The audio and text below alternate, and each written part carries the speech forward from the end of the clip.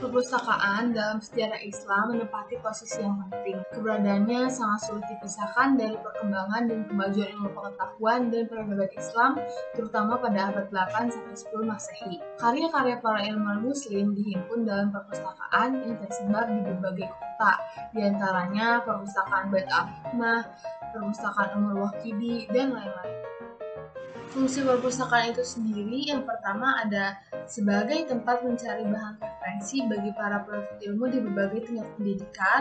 Yang kedua, bahan kajian para intelektual Islam. Yang ketiga, pusat penyimpanan buku-buku dan manuskrip berharga karya ilmuwan. Dan yang terakhir, sebagai tempat pertemuan untuk kepentingan diskusi ilmiah dan debat intelektual. Kemudian, perpustakaan dibagi menjadi beberapa kategori.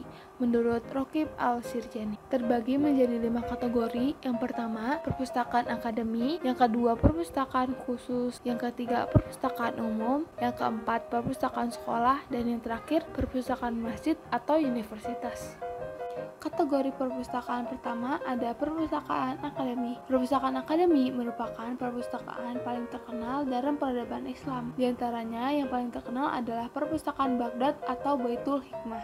Kategori selanjutnya ada perpustakaan khusus. Di era kejayaan Islam, banyak ilmuwan muslim yang memiliki perpustakaan dengan koleksi yang berlimpah. Tidak sedikit pula tokoh-tokoh muslim yang meyakini bahwa dengan mendirikan perpustakaan dapat menaikkan derajat sosial mereka.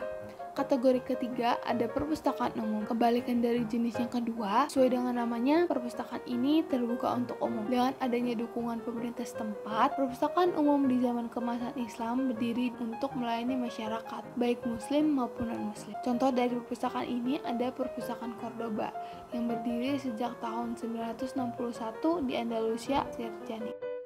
Kategori selanjutnya ada perpustakaan sekolah. Peradaban Islam sangat memprioritaskan perhatiannya untuk mendirikan sekolah-sekolah supaya semua orang dapat menuntut ilmu. Di setiap sekolah harus didirikan perpustakaan sebagai sesuatu yang wajib demi menunjang kelancaran proses belajar mengajar. Dan kategori terakhir itu ada perpustakaan masjid atau universitas. Perpustakaan jenis ini ditetapkan sebagai perpustakaan pertama dalam Islam. Perpustakaan tumbuh dalam sejarah Islam seiring dengan tumbuh dan didirikannya masjid. Perpustakaan penting di Islam. Yang pertama ada perpustakaan Bait Al-Hikmah. Perpustakaan ini merupakan perpustakaan penting terkemuka di Baghdad karena kelengkapannya perpustakaan ini dapat dibandingkan setaraf kedudukannya dengan universitas ilmiah kelas dunia di masa modern. Keberadaannya, perpustakaan ini menjadi pusat tujuan bagi para pencari ilmu dari berbagai negara. Nah, perpustakaan Bait Al-Hikmah ini terbagi menjadi beberapa bagian dengan rincian sebagai berikut. Perpustakaan selanjutnya ada Masjid Sufiyah di Aleppo, Suriah. Nah, perpustakaan masjid ini merupakan perpustakaan masjid terbesar dan tertua dan memiliki 10.000 buku. Berbicara tentang perpustakaan tidak lengkap apabila tidak membicarakan pustakawan.